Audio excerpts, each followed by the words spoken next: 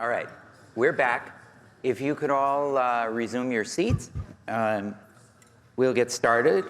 Our lunchtime speaker is Brad Barber, who's a finance professor at UC Davis. And Brad is really one of the founders of the whole field of behavioral finance, and his research has been a touchstone for people like me for decades. So Brad, it's all yours. Thank you.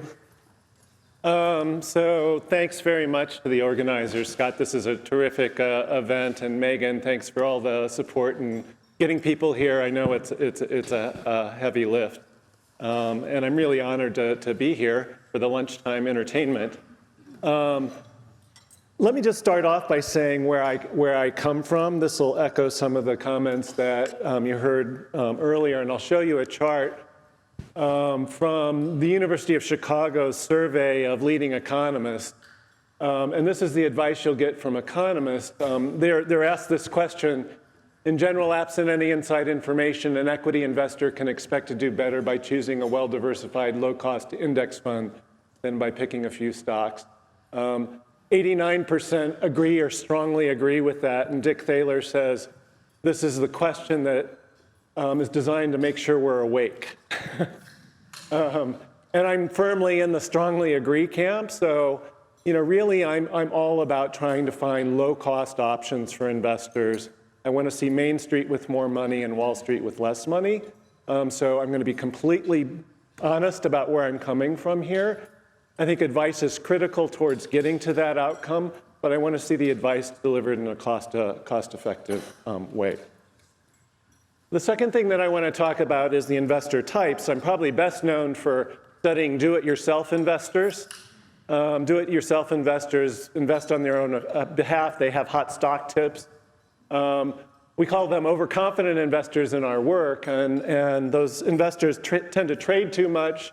They fail to diversify because they think they know more than they actually do, and they perform poorly. And I think there's a fair amount of evidence sort of supporting that at least one group of investors, retail investors who trade on their own behalf, have qualities that are emblematic of overconfident investors. But there's another type that I think is really important in today's day and age, and that's what I call the reluctant investor, or the I don't know investor. And they're forced to invest by circumstances, most notably the shift from defined benefit plans to defined contribution plans. And they come to the table with not a lot of enthusiasm about learning about investments. That's not something they're really interested in doing. And so they're overwhelmed by information, and perhaps more importantly, can be influenced by misinformation as well. And I'm an academic, and basically what I'm going to do is just give you examples of academic papers that show you that investors are easily influenced. Some of these influences will be very big, some of them will be small and on the margins, but I think it'll paint a portrait that investors are quite malleable based upon the advice that they get or the way in which information is presented to them.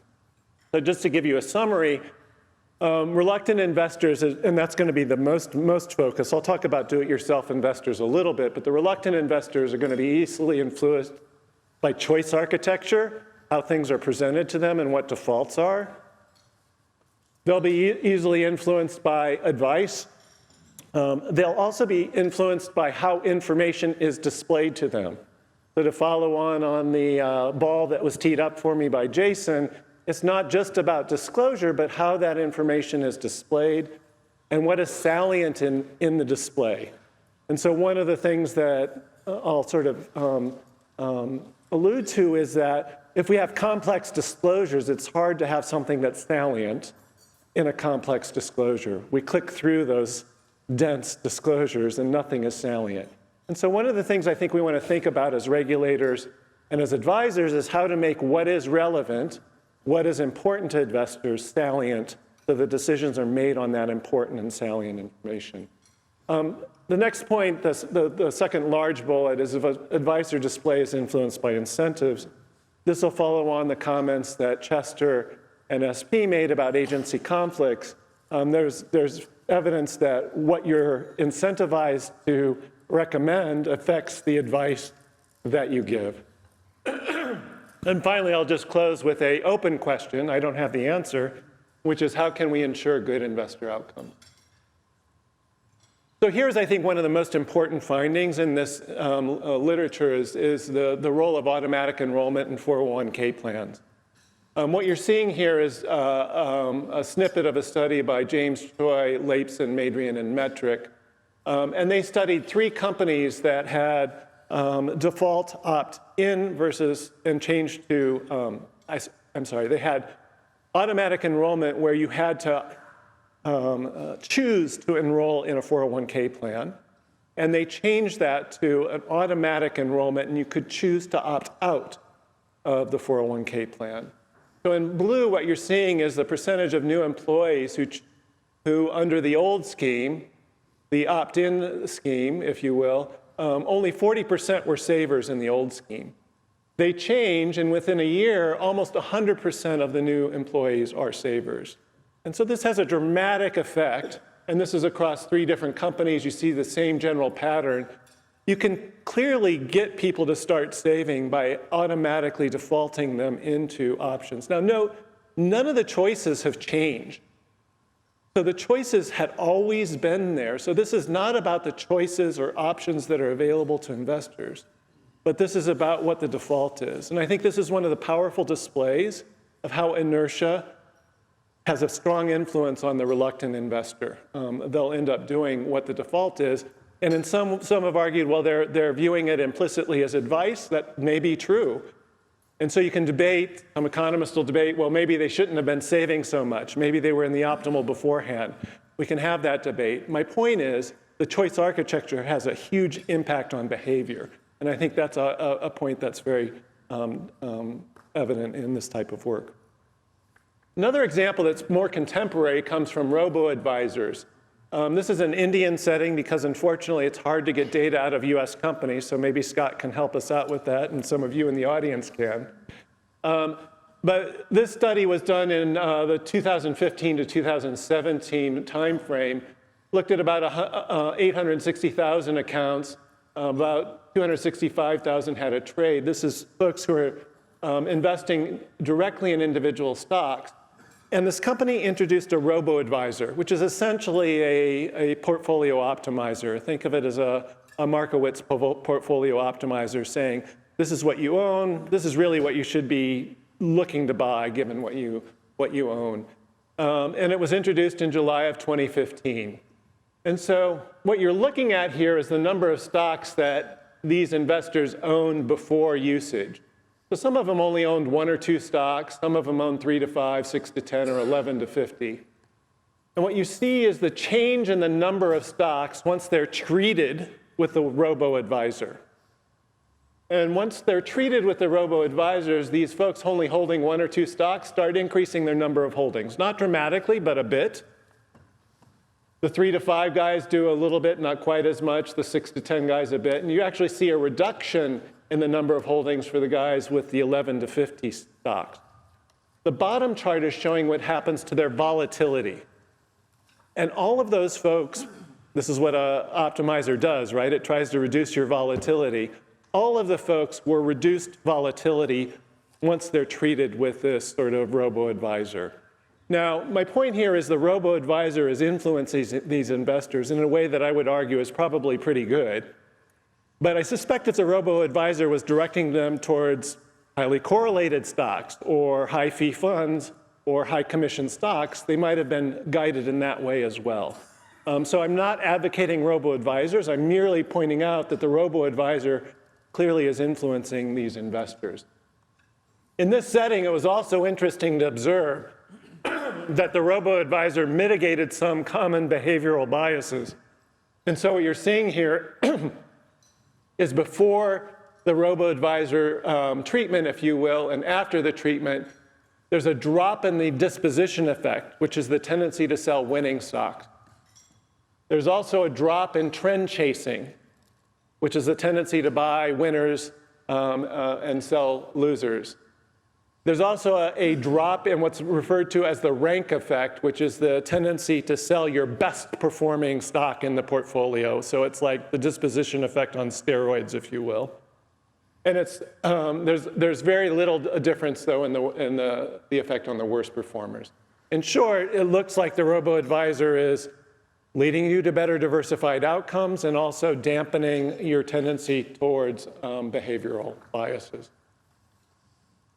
The third example I want to get, or the next example, is on Chile. And this is a paper by Gida and Clemens Siam is one of the co-authors. I think he might be in the audience here. So Clemens, I'm championing some of your work. He's a faculty member at UT Austin. And I find this a really fascinating just story, if you will. As many of you know, Chile privatized their pension system under the Pinochet regime in 1980 or 81. And eventually it evolved into a system where investors have 5 choices: Fund A, B, C, D, or E. And those are listed up here on the columns. And basically they differ based upon whether they're tilted heavily towards stocks or bonds. So if you look at Fund E over here, you can see it's mostly fixed income and cash. And if you look at Fund A over here, you can see it's mostly international and Chilean and exchange-traded funds. So A is equity, E is cash, essentially. So it's really just choosing your stock-bond mix from the perspective of a Chilean investor. What happened in this market is there was a prominent advisor, Felices y Forrados, happy and lucky, that came into this space selling advice, basically about which of these funds you should be in. And they issued a series of recommendations. The paper analyzes recommendations from July of 2011 to March of 2015, a total of 22 recommendations. And the recommendations would say, well, you should be going from Fund A to Fund E. Now, you would think not a big deal, right? Well, what happened is these recommendations became so powerful that they led to huge inflows and outflows of the funds that were involved. So just to give you a sense here, the dotted lines are the recommendation dates. You have the date along the horizontal axis, and then you have the number of individuals requesting fund switches. And you can see the spikes coincide with when those newsletters are saying you should be switching. If I put this on a longer time scale, which the paper does in their figure 2, you can see that going from 2003 to 2013, the dark bars here are the inflows or outflows into Fund A. The light bars are inflows or outflows into Fund E. And you can see things are reasonably calm through 2010, not a lot of movement. And then look at what happens with these big swings. Huge swings in fund flows that coincide with the recommendations that this newsletter is giving. Right? So this newsletter is creating huge shifts in markets that are sort of coordinated. Again, it's interesting that investors are easily influenced. The paper also shows that there wasn't a lot of market timing ability, which I think academics would be very skeptical of in these funds newsletters. Yet it was having a huge influence on the choice of these investors. One of the interesting things about this, if you think about the Chilean market, it's not as big as the US market. And so they had to absorb all of these flows going from bonds to Chilean stocks.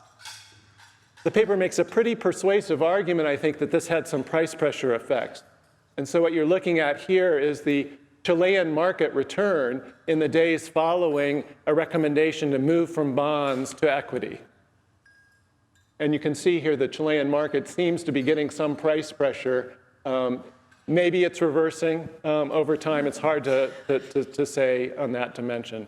But at least it's an interesting sort of anecdote about how if we have coordinated action, a monolithic advisor in the economy, we need to then be thinking about the hurting effects that may have for investors. We're not too far from that in the United States in that we've had a movement to index funds that's raised questions about the position of index funds in the economy and the effects that, for example, the common ownership of a company may have on product markets has become part of the discourse. So that's about advisors, and I think I just, I give you some examples. I think that it's pretty easy to have big impacts on investors when an advisor is positioned in a place where they reach many people or they affect the default options that investors have. The second point I want to make is about the display of information, and this goes more to the disclosure versus how the information is shared. And one of my favorite studies in this arena is by James Choi, David Lapson, and Bridget Madrian. And this is an experimental study where the control is investors are just given a mutual fund prospectus.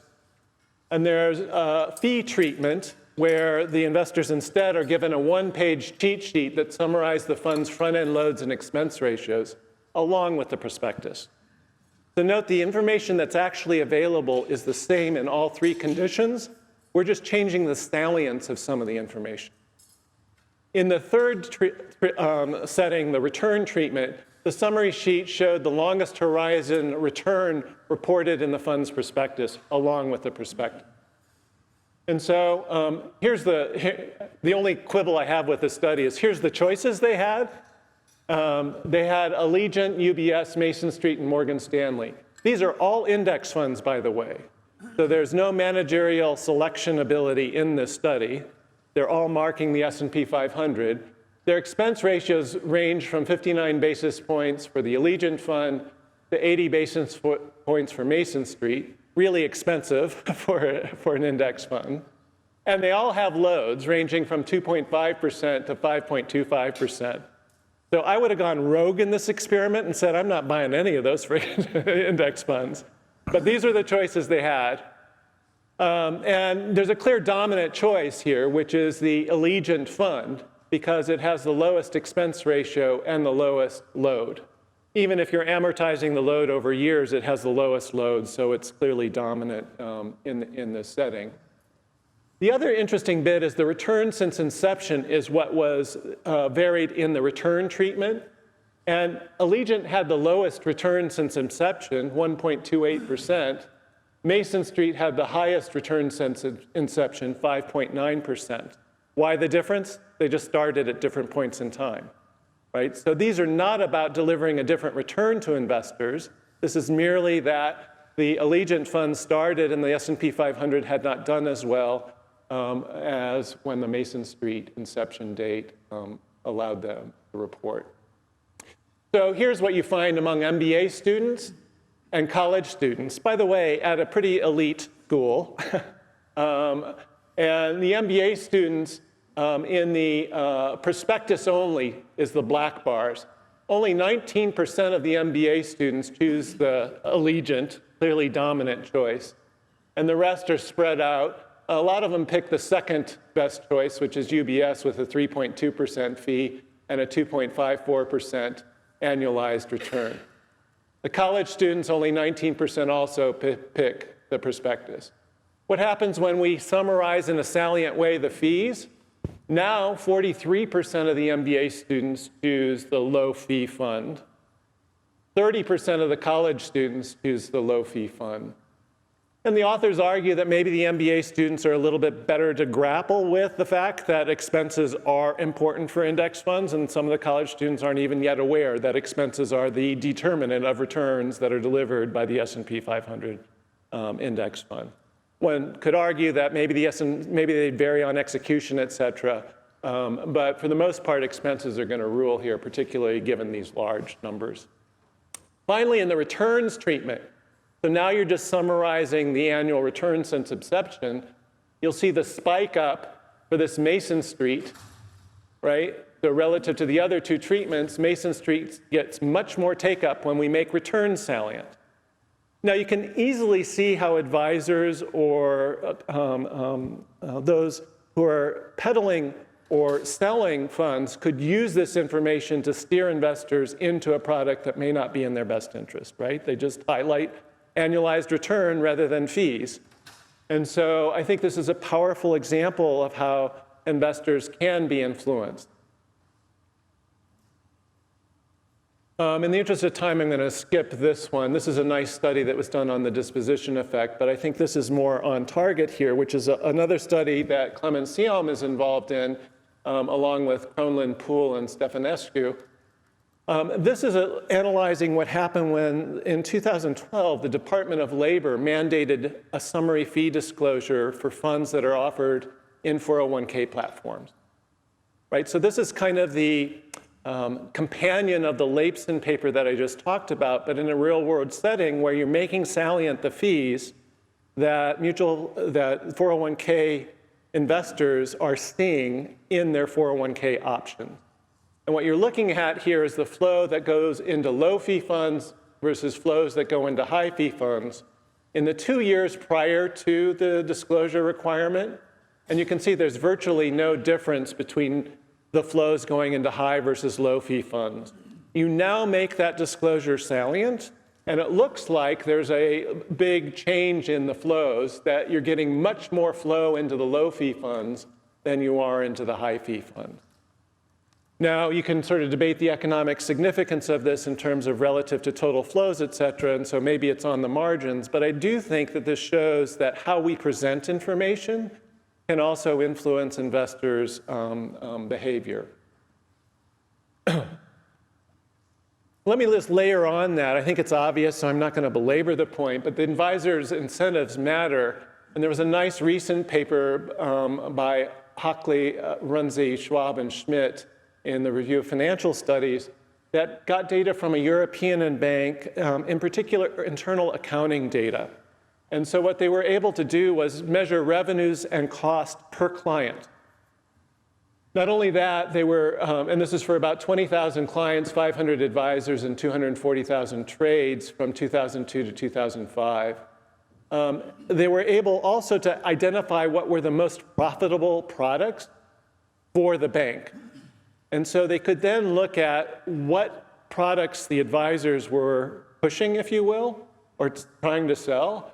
And not terribly surprising, the advisors recommended the most profitable bank products, which were the bank's own mutual funds and structured products. Okay? And this is just, I think, stating the obvious of, these conflicts do exist. And if the compensation scheme, as Chester laid out, incentivizes steering towards products that may be expensive or poor fits for an investor, but do compensate the advisor, it may lead us to a situation that is not best for investors. Moreover, the advised clients in this setting have worse performance than clients who banked with the same bank but did it themselves. In other words, it looks like the advisors were, if anything, steering investors towards worse outcomes relative to others. Of course, we don't observe the counterfactual, which is what would the clients who were seeking advice have done had they not been able to get it. But I think there is evidence here that the incentives mattered, at least in this setting. Now, of course, we can't open up the black box of what the incentives look like across all institutions and across all banks, but I think this is at least important evidence that these sorts of incentives matter. So let me just close and summarize and then open up for questions and leave you with some questions, which is, I think there's a lot of evidence that reluctant investors are easily influenced by choice architecture, the defaults that they face. They're easily influenced by advice. How information is displayed to them and what is made salient, I think, is particularly important. It's important in the sense that disclosure is not sufficient to guide investors into the best outcomes. And so I think the challenge we face is how to then think about what we do. Our advice is obviously influenced by incentives. And then how can we ensure good investor outcomes? So let me just sort of leave with my question. And I had the honor and privilege of visiting the Securities and Exchange Commission in the fall of 2018 when I was on sabbatical. So this is when the Reg BI was sort of being introduced. And the questions I asked then and the questions that I have now are the same, which are, do legal standards change expected litigation costs? Do they change compliance costs? Will it affect advisor behavior? Will it affect investor behavior? I really enjoyed the panel before this where Andrea and Dan were talking about what's going to happen, and it sounds to me we don't really know what's going to happen is kind of the takeaway that I got from it, and it really depends a lot upon enforcement. The other thing that I want to say is what's the long-run equilibrium for advisors? And one point I'll emphasize is the growth of index investing suggests movement is slow. What I mean by that is 40 years ago, index funds were a blip on the radar screen, even though many academics like Gene Fama, most famously, we're saying this is what we should be doing. And of course, as I said at the start of my talk, 90% of academics would sort of give that advice. But there has been tremendous growth in index investing. And so what I mean, economists tend to study equilibrium, but I don't think we get to equilibrium overnight. We may get to equilibrium over the course of decades, and I suspect that getting investors into the best and low-cost options may not occur next month or next year, but it will be a slow pace, but I do think we'll get there. And I think the successful advisors in that equilibrium will need to deliver value in non-investment domains, quite frankly, because I think the investment products will likely become commodities. And the place where you provide value as an advisor is going to be in tax and estate planning as one example. And finally, one question that I always have in this arena, which is why are we observing fees associated with AUM as opposed to fee for service? And what's the reason that we see that spread? You might say, well, it's incentive alignment. The account gets bigger, the advisor gets bigger fees. On the other hand, you could also argue that by having the fees as part of the AUM, they're much less obvious to investors. And if, in fact, you gave them a bill for the cost of that advice every year and said, you now owe me $10,000, would they really pay $10,000 for that advice? I suspect that would be a hard sell. And so we don't know much about those questions, and I think those will be interesting questions going forward. So let me wrap it up here and open things up to both Jason and others for questions. Brad, you want to come up here, or Sure. you want to stay out there? No, you don't bite. You don't bite, right? I don't bite. Thank you. That was great. So we already have a question over here. So let's take that from Linda, right? Yeah. So I'm a little confused because you're saying that you think the growth of index investing suggests movement is slow, but the prior slide, or one of the prior slides, showed in 2012 when people got the 408B2, which was the 401k disclosure of fees, it looks like things moved really quickly in 2012 and 2013. That was a scale issue in the graph. So I don't think that relative to the total amount of money that is invested in 401ks, those flows would amount to a whole lot of change. So that was the difference. One was looking at a flow, the other is in aggregate, where's money being invested? Yeah. Anybody else? I thought we broke the ice in my panel.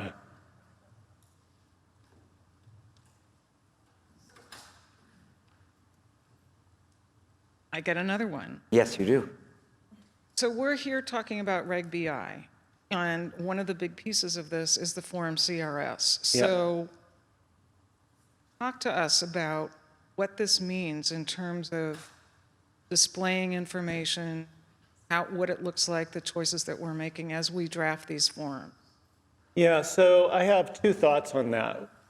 So one is, I don't think Form CRS, as I understand it, I haven't looked into the details, I've only sort of skimmed it, but it seems too dense for me to have a big impact on how investors will respond to it.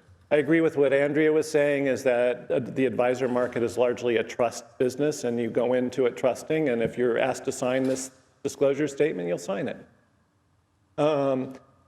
So, when the SEC and other regulators think about sort of disclosure, I think that isn't necessarily, though, a bad thing, because that information can also be repackaged. So if you think about, for example, Morningstar ratings or other financial intermediaries that scrape that information and repackage it in a way that highlights what the important information in that disclosure is, then you can make that information salient. And so I'm not sure the SEC or other regulators have a competitive advantage in figuring out what the right disclosure is. Maybe they should go there. I'm honestly conflicted about whether they should put a lot of effort into how information is displayed, but perhaps that's a role for financial intermediaries. But then you then start thinking about, well, how should I then think about overseeing what those intermediaries highlight, right? So it becomes a complicated milieu.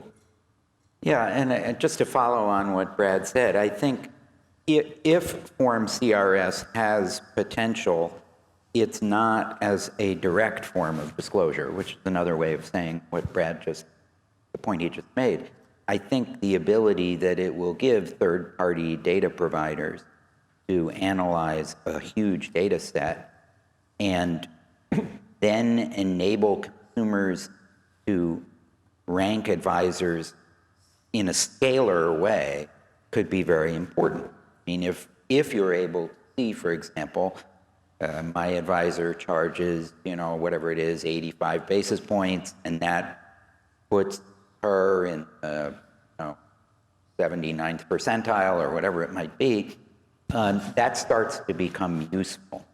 Whether we'll get there quickly or whether it will be truly effective remains to be seen, but I think it has that potential. I think as a point of sale disclosure, I'm not sure it has a lot of value, but that's just my personal opinion. I hope we have another question from the floor. All right, Brad, let me ask you one while we wait. Sure.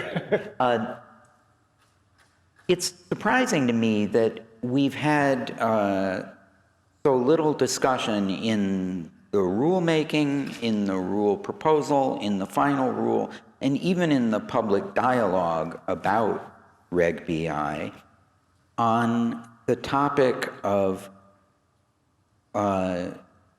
whether disclosure can have backfire effects. I think you're probably familiar with some of the literature in this area. There's a school of research that talks about a phenomenon called moral licensing, which is, well, if you're familiar with it, why don't you? No, go ahead. Yeah. You tell me. Yeah, no, there've been, there's a substantial line of research in this area showing that when people make a disclosure, it has two effects. First of all, it makes the discloser feel sort of righteous, kind of like, Brad, you're my client. I've just told you what you need to know about my conflict, about my incentive. So now I feel I've come clean.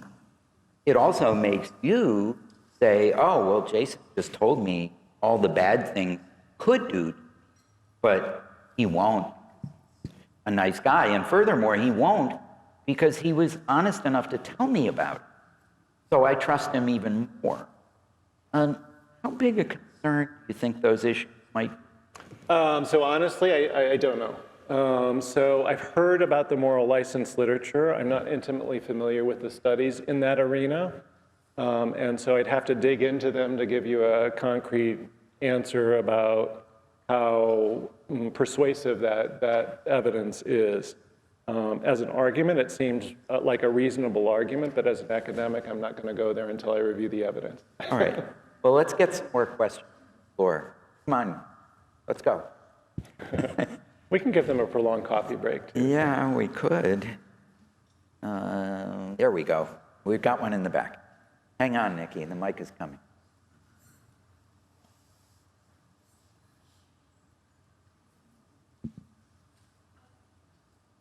So Brad, to me, the auto-enrollment, the kind of nudge Thaler stuff is the most amazing result up there, right? It's like 40% to 100%. And so this is a little out of the box, but you think there are ways to think about auto something for non-401ks?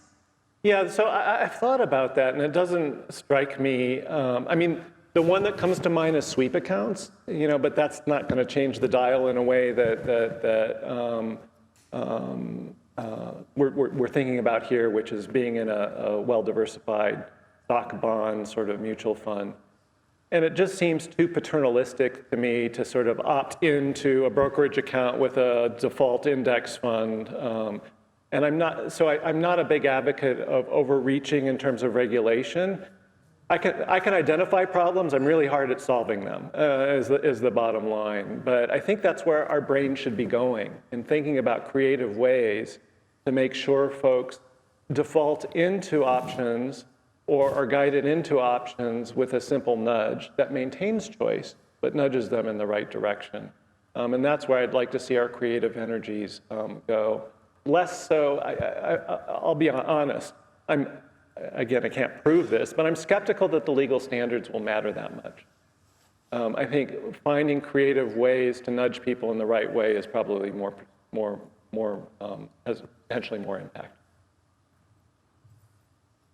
So there's also a literature showing that if risks are disclosed at enormous length, 43 pages of risk factors in faint charcoal gray print on like all our apps. and yes, on very thin paper. The psychological response many people have is these risks can't be that likely to occur, or they wouldn't take so long to explain and be so hard to understand. Because the risks I'm really afraid of in my daily life are obvious, familiar. They're bright red, they're loud, they're fast-moving, they're dangerous. This huge, long, slow thing is unlikely to occur. Are there better ways, either graphically or psychologically, to portray risk that would improve communication? So that's a question I've thought a lot about and haven't had huge breakthroughs, but I think it's a really important question. I mean, if you think about how we talk about risk aversion in our finance classes, or how advisors guide investors into portfolios that have a particular stock bond mix, I'm not convinced we're eliciting what are truly risk preferences of clients or students. I think it's a great question. I don't have a good answer for it. But I think that there's a lot of opportunity in that arena for developing instruments to measure risk aversion or people's attitudes towards risk by changing the way information is displayed from them. What are the outcomes you want to avoid? I think you want to avoid panic sales, right? And so are there ways that we can display information ex ante that'll reduce the incidence of panic sales? And similarly, trend chasing. Are there ways that we can display information so that trend chasing, chasing the next hot investment, if you will, houses or gold or whatever, can be ameliorated? So I think that's a really open and fertile area for research, but I don't think we have a lot of answers about how to best elicit or treat investors, if you will, so that we get them to a point to avoid those counterproductive behaviors. Yeah, the thing I've struggled with for a long time is I think this is one of the ironies of how the investing mind works, is we don't really, I mean, as regulators, as economists, even as journalists, we sort of take this approach. We want to make people think harder before they make a decision. But in some ways, we actually want them to think less. And the classic example of this, which is one of the most wonderful research papers I've read in many years, was a study that was done of people that elicited their likelihood, their self-perceived likelihood of developing various health ailments. And so in one of the conditions, they asked people to name 8 factors that might make them more prone to heart disease. And then in another condition, they asked them to list 3 factors that might make them more prone to heart disease. And you may already get the punchline here, but the people who listed 8 factors, who went through and said there are 8 different things that might give me a heart attack or a stroke, were much less likely to think they would get one than the people who listed 3, because they had to think harder to come up with 8. And even though they could come up with 8, basically almost 2.5 times, roughly 2.5 times the number of plausible risks, the 3 risks felt really salient to the people who thought of them, and they concluded they were more likely to have a heart attack or a stroke. So this is I think whenever we tinker with disclosure in a legal framework without having it psychologically informed, we can get sort of crazy backfire effects that can be hard to predict. Yes, I think, Denny. Hi, I'm Denny Crawford, and my question for you is, it has to do with the nature of our brains. You know, I've read research that talks about the fact that our brains are like 200,000 years old or whatever. So we're used to reacting to things like very quick visual cues that frighten us. And so my question for you is, in this arena where we're making critically important decisions as investors, could the concept of fear be used in a way that is more effective in getting the best outcomes for investors? Yeah, actually, so your question brings to mind a study that I quite liked, which was done by, among others, Bill Sharp, the Nobel laureate, was one of the co-authors, and I can't remember the others. Talk about salient. You remember the Nobel laureate co-author, but not the others, unfortunately. But what they did is they provided investors with the opportunity to save, and in the control condition, they were shown pictures of themselves in the current day. In the treatment condition, they were shown pictures of themselves aged 40 years. And what they found is that when people were treated with themselves aged 40 years, they were saving more, because it all of a sudden became more salient to them that I'm going to get old. Right? And I think in general, we as human beings have a very difficult time making choices today that balance out things that will happen in the future as a result of those choices. And so anything you can do to make the future more salient and the trade-off more salient, I think is useful in that regard.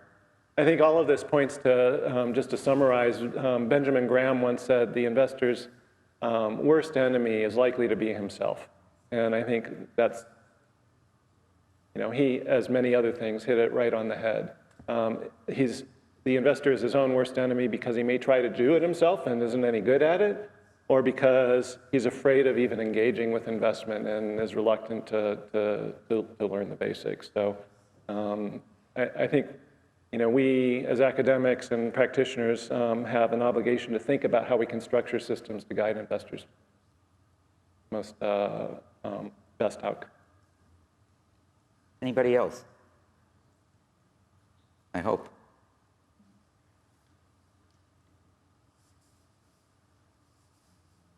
Could we have a longer coffee break, Brad? Well, he just got stopped there, so I guess so. All right, we've got one in the back, and let's make this the last. We're somewhere in the back corner? No? I think we're done. I think we're done. All Thank right, you, Brad. Thank you.